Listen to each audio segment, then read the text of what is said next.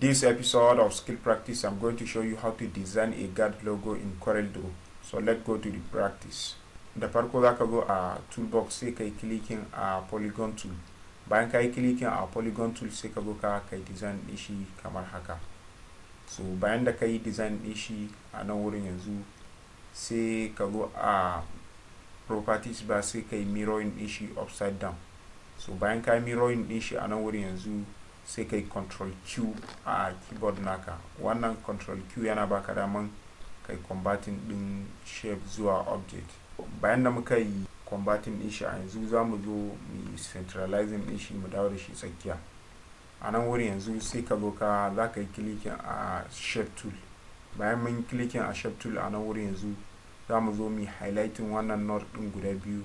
Ba za mu yi amfani da su ba sai mu right click mu goge su sai mu shiga delete. Wannan shi ma za mu shiga delete.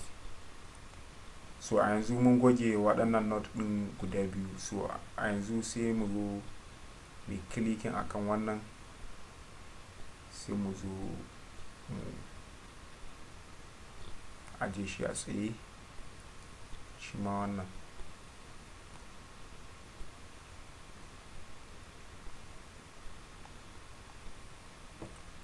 So wannan kenan a taƙaice mun tsayar da wannan.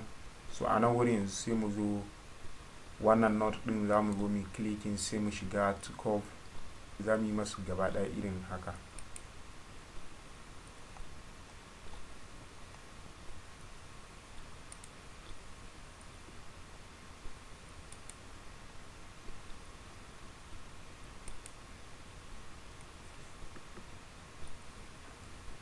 So a yanzu za ku ga cewa mun yi converting node ɗin to curve. So a nan wurin yanzu za mu zo mu yi wani aiki a nan. Za mu zo mu kama wannan mu jawo shi haka, sai wannan ma za mu zo mu kama shi mu jawo shi haka, sai wannan shi ma za mu kama shi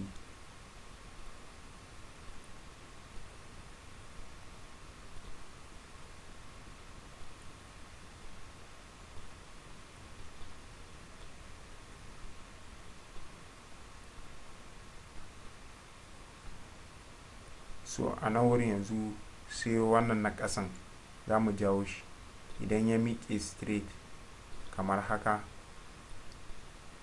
sai mu dawo da shi ciki.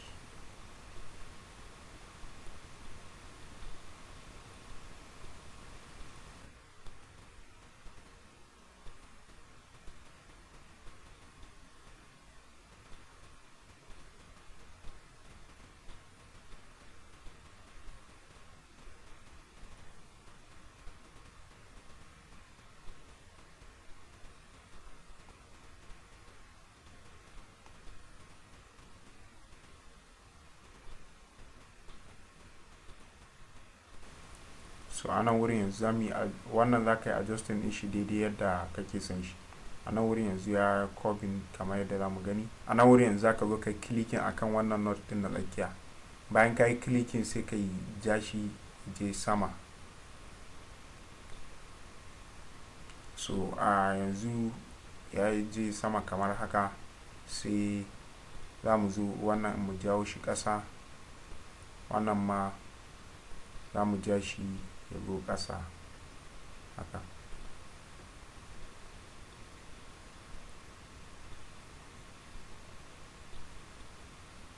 Sai za mu zo mu clicking akan wannan sai mu ja shi kamar haka.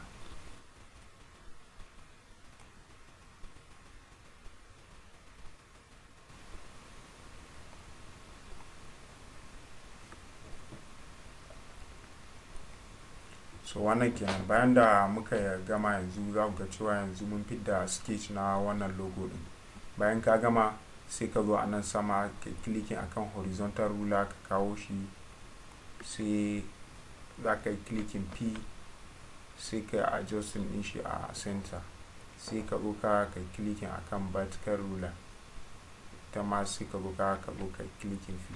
So shi ma shape din yanzu mun yi positioning din shi a center, mun yi centralizing din su gaba ɗaya.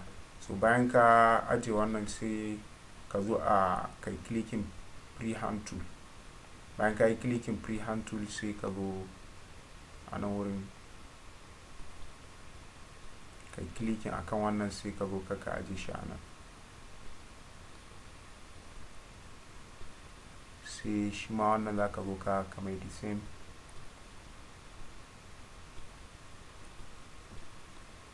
Bayan da muka yi design wannan a yanzu kamar haka, za mu zo a nan wurin sai mu zo a toolbox sai mu clicking a smart fill tool.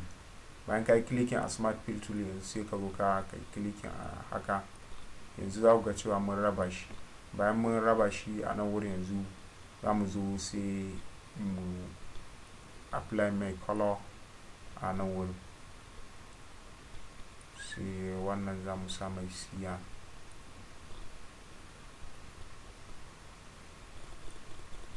So wannan shine a takaice a game da wannan guard logo da muka yi design. Bayan ka gama sai ka zo ka yi deleting wannan rulers din, sai a nan wurin za mu yi using tab mu selecting wannan ɗayan shape din.